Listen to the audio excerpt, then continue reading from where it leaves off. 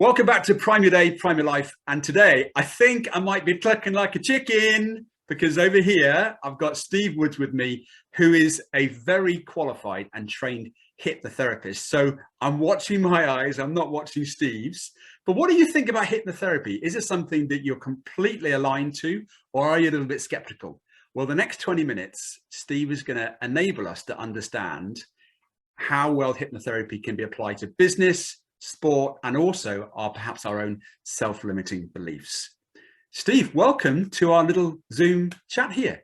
Thanks, Chris. Thanks for having me. It's good to be here. How are you? I'm trying not to look at you. I know, yeah, that's it. Now you've said it, you're really aware now. No, don't look in his eyes, yes. I have to confess, once I was in a hotel in London, I was working behind the bar, and there was a stage hypnotist, and I ended up one of those people that was completely transfixed, and I ended up playing the trombone, having a snog with my food and beverage manager, who was male.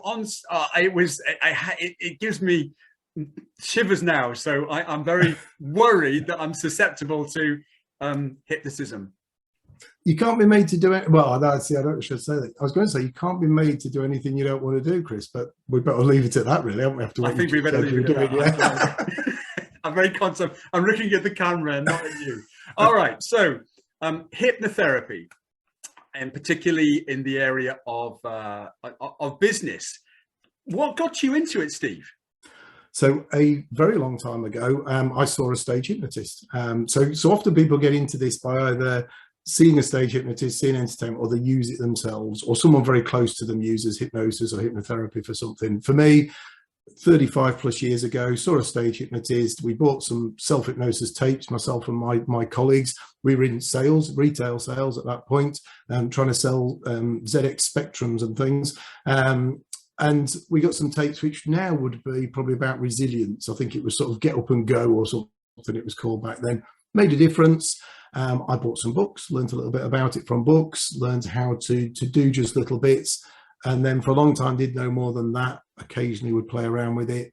And then 17 years ago, decided to do it properly. So I started on a journey of training, yes.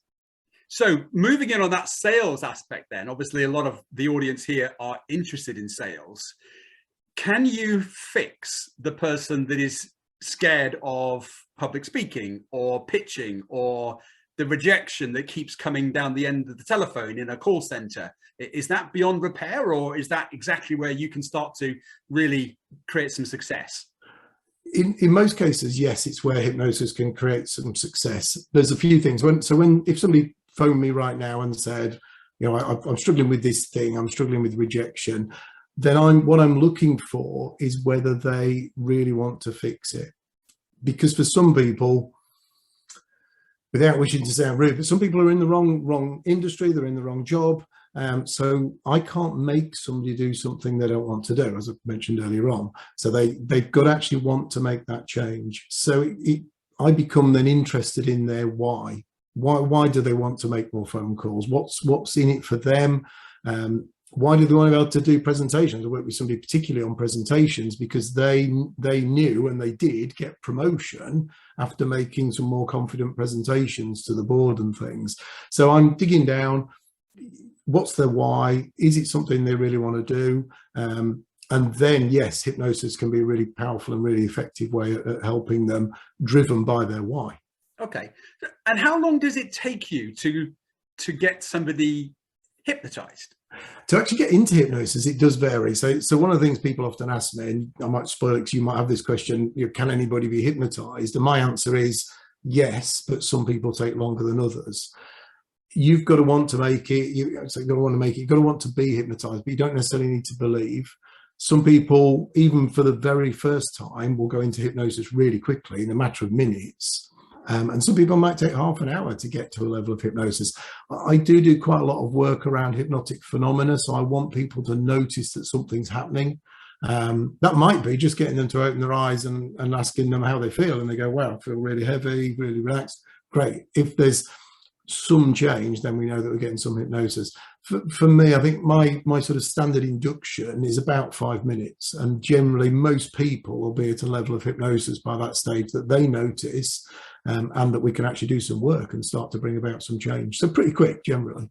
And does that get quicker? The more times you see somebody, they become to come sort of entwined in the habit, and therefore the brain gets quicker to understand that we're about to go into a hypnosis situation.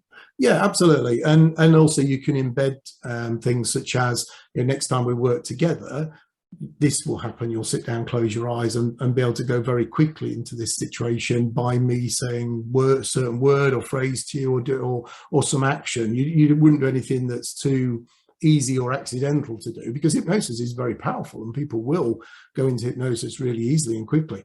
And people often say they really like the feeling of being hypnotized, because it is a nice feeling. So yeah, they'll naturally get better. It's like learning anything. I went off to hypnosis school and learned how to be a hypnotist. It's a bit like Hogwarts, but my clients have to learn how to be hypnotized as well if they've never done it before. So yes, they get better at it. It can be made to happen much quicker. And the thing you see on stage where somebody clicks their fingers and they slump down, yes, that happens, but you've got to prepare that. You've got to get somebody into hypnosis and say, right, next time I do this thing, you'll slump on the person next to you or something like that. So they're still going into hypnosis. It's still genuine hypnosis, but yeah, you're setting the scene so that you can actually get somebody in and out of hypnosis much quicker and much easier in the future, if that's appropriate for what you're doing. Yeah. Okay. And a lot of people, I guess, certainly from my point of view, we would have expected hypnosis to have happened face to face in an in-person setting. But I understand you have transitioned fully to sort of be COVID pivot, and you can still have these breakthrough sessions through the medium of an online format. Is that right? It is, yeah. So it's a good question, because I forget, because to me now this is normal, and I forget to say often that it is all online. So yeah, I mean, I actually started online in 2016.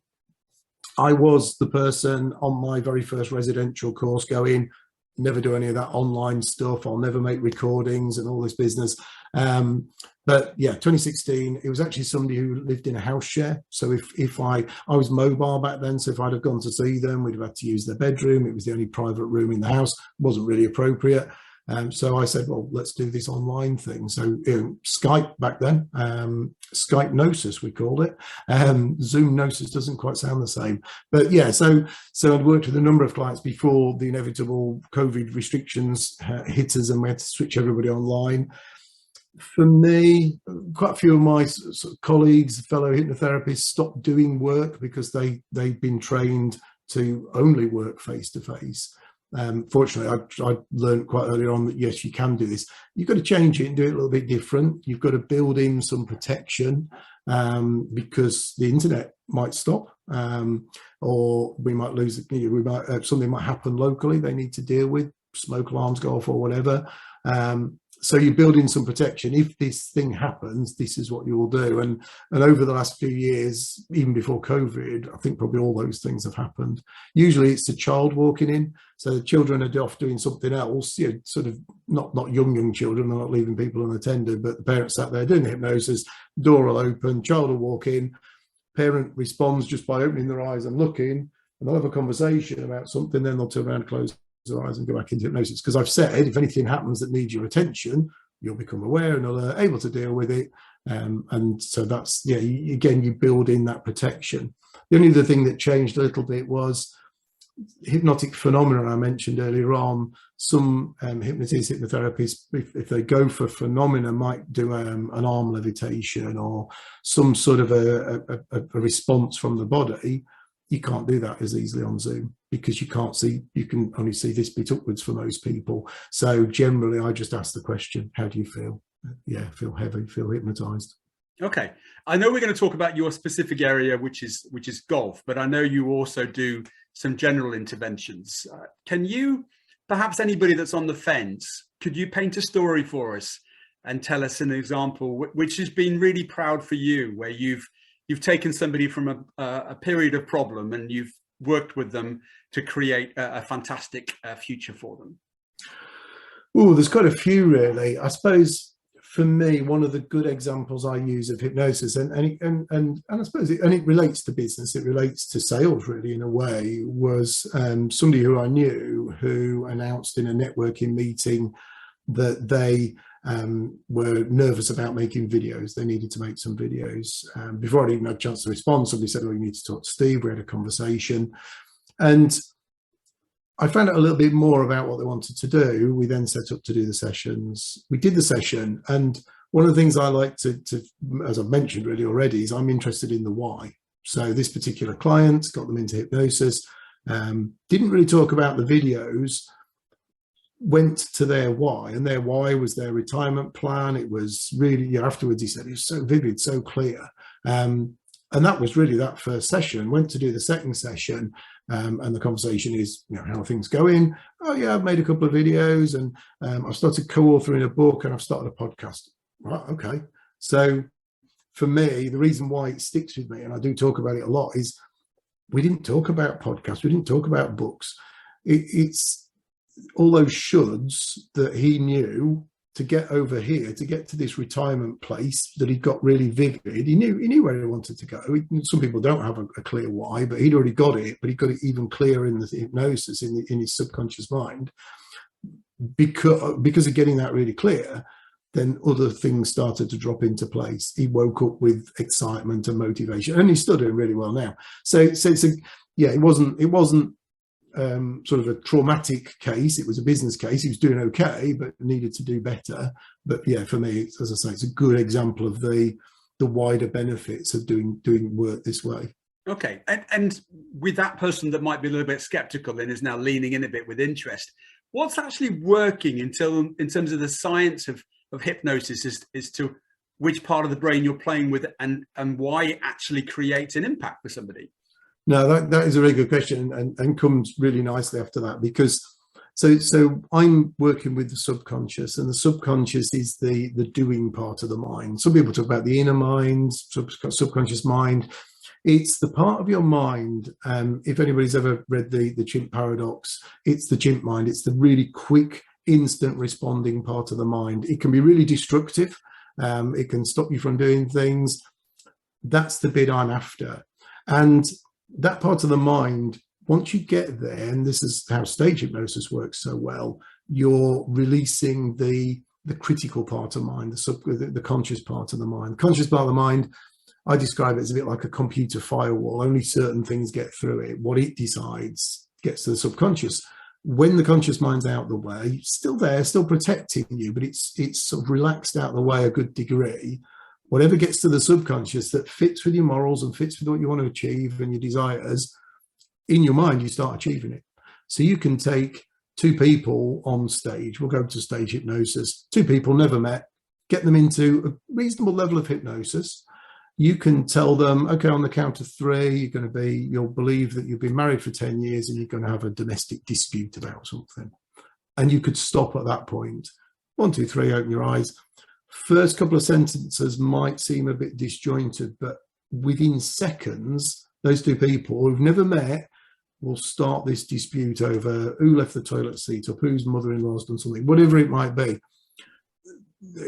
Some people talk to me about stage hypnosis and go, you must hate stage hypnosis, but a good stage show is a really good example of hypnosis. And that's a really good example of the subconscious mind really quickly adapting to something. Now, consciously, somebody came to me consciously and said, right, Steve, you and that person over there, I want you in 3 seconds time to do a script or something as if you've been married 10 years, blah, blah.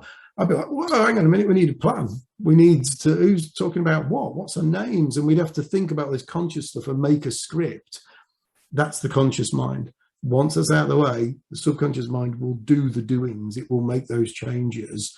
And it loves emotions as well. It loves the excitement. So by getting somebody really excited about their why, you create this pathway into the subconscious. Subconscious becomes then the doer. The actual science behind it, it's still not very vague, but it's still quite vague. But there has been measurements of brain activity when somebody is in hypnosis and they're visualizing their success. They can see memories being created. So you're actually starting to create new habits and new behaviors based on, so in the case of my thing with the golf, if I take a golfer and I get them to visualize their success in whatever way it is for them, then in their brain, their physical brain, they're creating memories, so that next time they go to the golf course, the brain goes and the memory goes, well, last time I was here, I played really well. Last time I was here, I was focused on the target. I wasn't worried about these other things. And so they, provided they can allow it to happen, then they'll start to play in that way. And I say allow it to happen because you can always consciously intervene, because again, you've got that conscious mind that you can start, as soon as you start to overthink, that's involved then, and that's the bit we want to relax out of the way. So then as a hypnotist, just running on ever so slightly from that, what you're looking for is to create anchors. You're creating triggers that when you're in a certain situation, actually the actions and the behaviors that you've been practicing in hypnosis, they're what will happen. And that then starts to override that conscious ability so much. I always say to people, if I'm working with them on weight loss, because I still do all the other hypnotherapy stuff as well, but if I was working with them on weight loss, I always say, you can choose to drive to the cake shop when we finished and look a cake in the eye and go, come on then, shall I eat you or not? And you could choose to buy it and eat it. It will work when you're not thinking about it. It'll work when you go through the drive-through and you come out with a salad bag and you go, because you were thinking about work or you were thinking about other stuff, and you just went and ordered what your subconscious mind was doing for you, that automatic part of your mind. Hopefully that makes sense, all of that lot. Absolutely. And I'm now thinking of so many players in golf that say, I always put it on the right on this hole. So it's the subconscious mind already setting up them for failure. So just on golf, I talk to clients around the niche. And once you understand your niche, it's almost easier to sell, because you understand what the priorities are and sometimes what the pain points are that you can then work with the client on. Now, you have niched in a really specific way in terms of focusing on the golf market. Tell me why that happened and how that's working for you. Okay, so probably 3 or 4 years ago now, I was very much the generalist. So whatever came my way, I would work with. And over that time, I'd worked with a few golfers and a few other sports as well. But so 3 or 4 years ago, I started an exercise looking into what I wanted to do.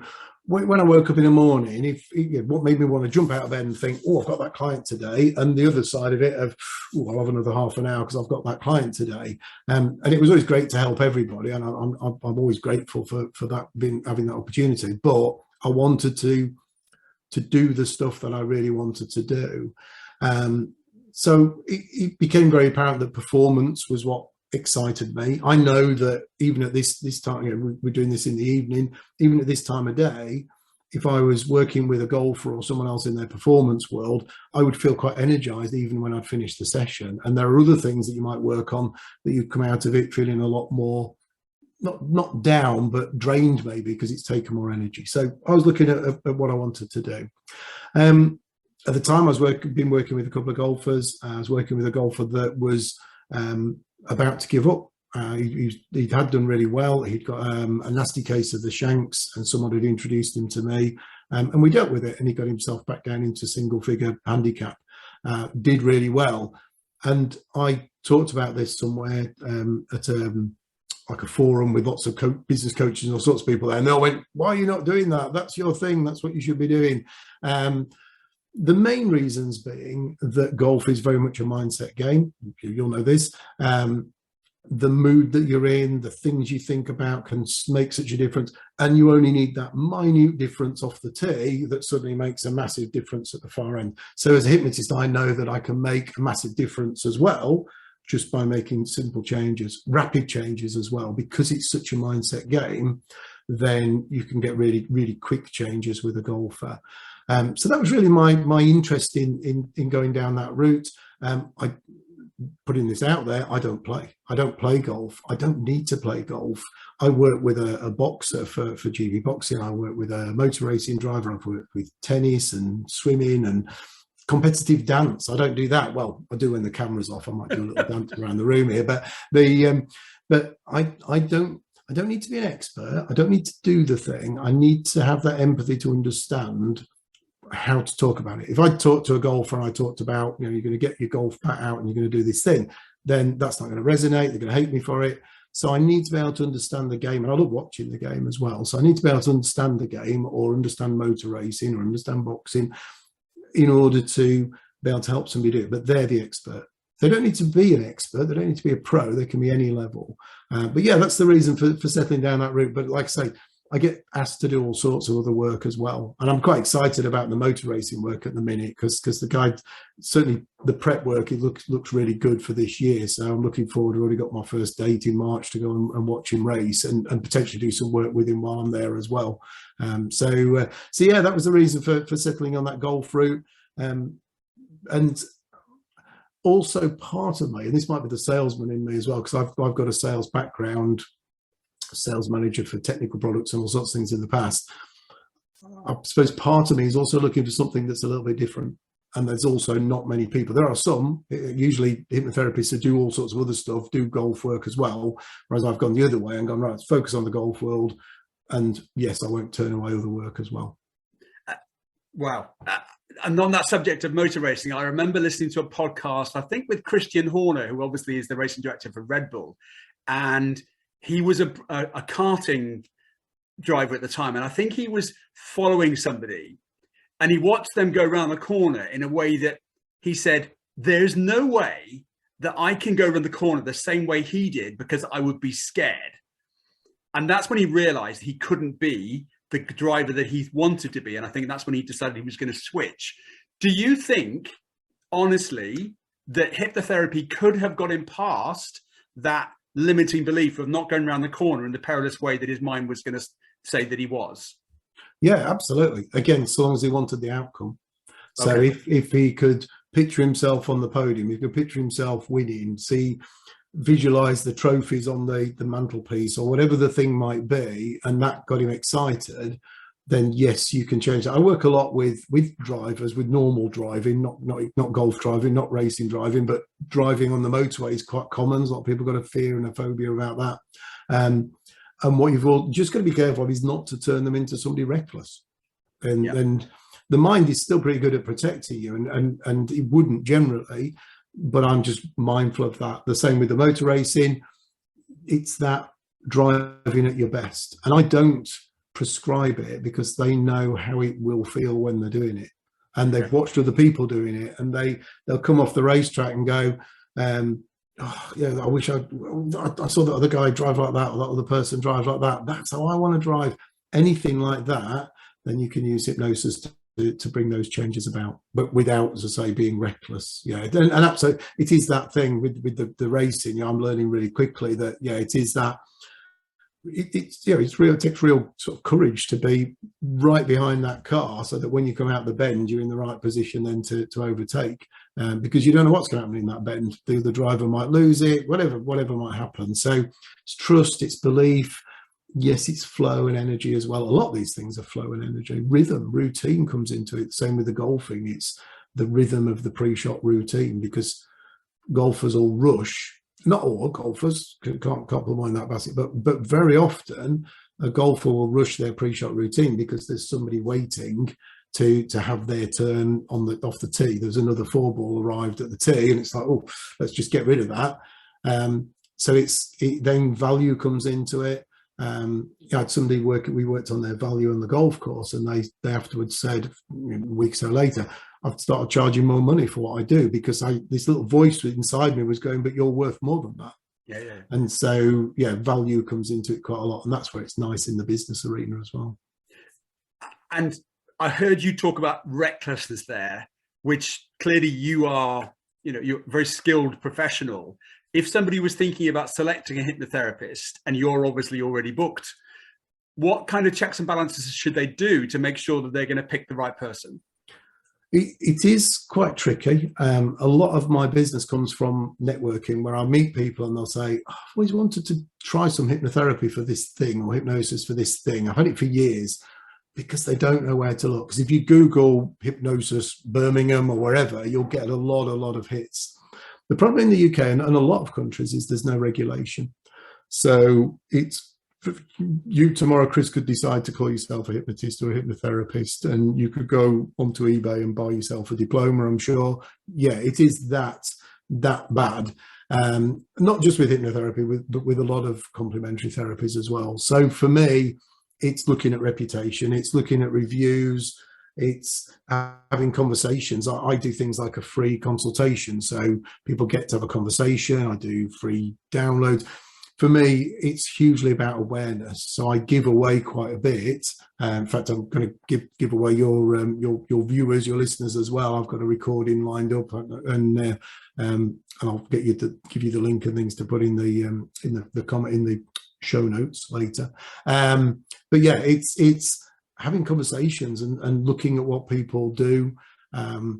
Ideally getting referral if you can to somebody, but that's not always possible because there's not that many, you don't meet hypnotherapists every day. I think that's the problem. So it's due diligence, like they call it, isn't it? That can be quite tiring. I think Google reviews, potentially Facebook reviews, are a good starting point, and then using that then to have a conversation. And if the opportunity is there to do a bit for free, great, go for it. Make use of it. Yeah, I mean, my market as well, the coaching arena, I've worked hard with my accreditation, but if you can ask somebody for proof, give me 3 last clients you've worked with, if they're reluctant to give you that, then there's a little bit of a clue there that you should perhaps take heed of. Okay, we're going to give you 3 tips in a minute. We are recording this beginning of January. So 3 tips Steve's going to share with us that's going to enable you to carry on or re-energize yourself with your habits or your changes.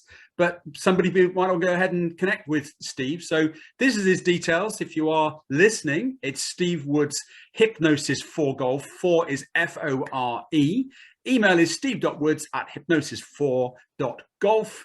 These will be in the show notes. Website is the same, hypnosis4golf.com. And if you just look on LinkedIn, Steve Hypnosis, you will find him. So, Steve, we are recording this in January, but at any point of year, we've all got changes that suddenly perhaps we want to manifest ourselves with. How do we make sure that we stick to that resolution, that commitment, or the decision to change? What's your sort of takeaways on that? There are some things that you can do consciously. I used to be very much hypnosis for everything, but there are some conscious things you can do. One of the things I love to do is if you're looking at goals and you're looking at maybe strategies or something that you think, I want to do this thing, going back to that subconscious mind reacts first. Get yourself some paper and really quickly write down those big hairy goals, those big things that maybe think too big, because as soon as you get the conscious mind starting to go, oh, you'll never be able to do that, then you're not going to get it. So it's like really quick, within seconds, write it down, quick, and then analyze it afterwards. So it's certainly something I use quite often, particularly if I'm looking at a different avenue or something, something I might be looking at. Really quick, even personal goals and things, it's really good for. One of the things I do as well, and I'll do this with clients as well, is talking to them about stepping out of the zone. So if you're feeling down, you're feeling you don't want to get on with things, maybe sitting down, maybe sitting on the settee or whatever, imagine a different version of you. You don't need to close your eyes. Imagine a different version. You might be a pace away, you might be sat at the other end of the settee, wherever. And think about their attributes. Think about, you want them smiling, you want them focused on work, you want them wanting to pick up the phone even to make some calls, and thinking about what that's going to mean, or even thinking about the version of you that's had that success might be another way of doing it. So you see that other version of you smiling and, yeah, I've made some sales today, or whatever it might be. And then literally get up and move and sit or stand in that place. And it sounds a bit weird. And again, it's that conscious mind involved now. Hypnosis is very much about practicing success, as is that. The conscious mind, when I explain that to somebody consciously, the conscious mind's going, that's crazy, just pretending. But once you do it, and if you do it, you don't have to do it just once, you can do it as many times as you like, then that's a great way of reframing, of changing the way that you think about something. And if you only get a little bit of difference, that's great. The other thing really would be to use hypnosis. So doing that research, finding somebody who you can work with, somebody who does what you want to do as well, and then actually using those techniques. There are lots of self-hypnosis things out there. I wouldn't necessarily advise, there's a lot of YouTube videos because anybody can put anything on YouTube. Again, looking at what people do.